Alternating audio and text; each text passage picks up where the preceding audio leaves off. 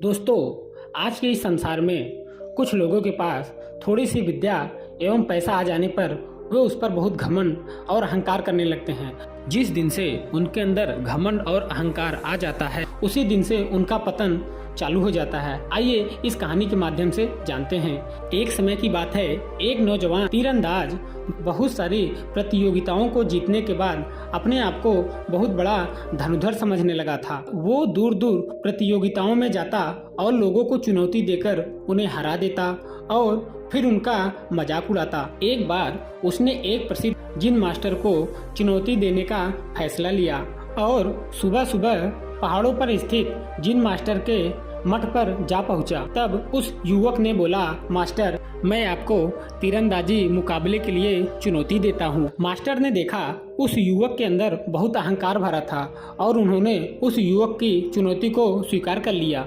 उस नवयुवक लड़के ने अपने पहले प्रयास में ही दूर रखे लक्ष्य पर एकदम सटीक निशाना लगाया। अपनी योग्यता पर घमंड करते हुए वह नवयुवक बोला, मास्टर, क्या आप इससे बेहतर करके दिखा सकते हैं? यदि हाँ तो अभी करके दिखाइए, और यदि इससे बेहतर नहीं कर सकते तो आप हार मान जाइए।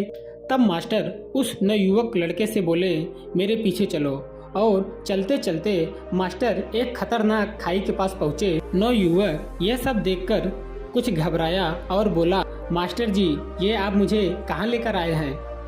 तब नवयुवक ने देखा दो पहाड़ों के बीच बह रही तेज धारा की नदी पर एक जर्जर और टूटी फूटी लकड़ी का पुल बना था और मास्टर जी उसी पुल के बीचों बीच से जाने के लिए बात कह रहे थे। मास्टर उस पुल के बीचों बीच पे गए और अपने कमान से तीर निकाला तथा नदी के दूसरी तरफ दूर एक पेड़ के तने पर सटीक निशाना लगाया। निशाना लगाने के बाद जिन मास्टर बोले, आओ पुत्र, और अब तुम भी कमान से तीर निकालकर उस लक्ष्य पर निशाना लगाओ और अपनी दक्षता सिद्ध करो। वह नवयुवक डरते डरते आगे बढ़ा और बहुत कठिनाइयों के बाद उस पुल के बीचों बीच पे पहुंचा और डरते हुए किसी तरह कमान से तीर निकाला और तीर को और लक्ष्य पर निशाना लगाया। कमान से तीर निकलने के बाद लक्ष्य के आसपास भी नहीं दिखा और वह दूर जाकर कहीं दूसरी जगह पर लगा। वह नवयुवक बहुत निराश हो गया और अपनी हार को जिन मास्टर के सामने स्वीकार किया।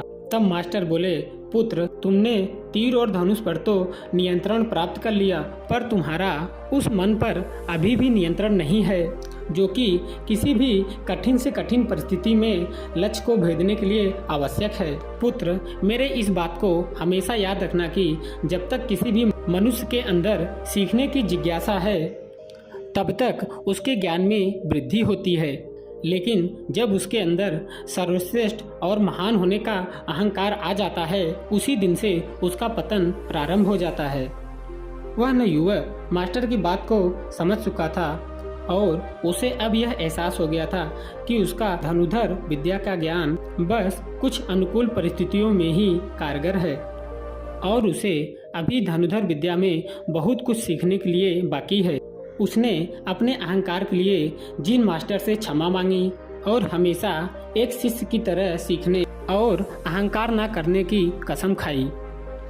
दोस्तों, हमें इस कहानी से यह शिक्षा मिलती है कि जब भी हमें थोड़ा भी कोई ज्ञान प्राप्त हो जाए तो हमें उससे अहंकार नहीं करना चाहिए। जिस दिन से हमने अहंकार शुरू किया उसी दिन से हमारे विद्या का पतन चालू हो जाता है। अगर ये वीडियो अच्छा लगे तो चैनल को सब्सक्राइब करें। मिलते हैं फिर से किसी नए वीडियो में, तब तक के लिए नमस्कार।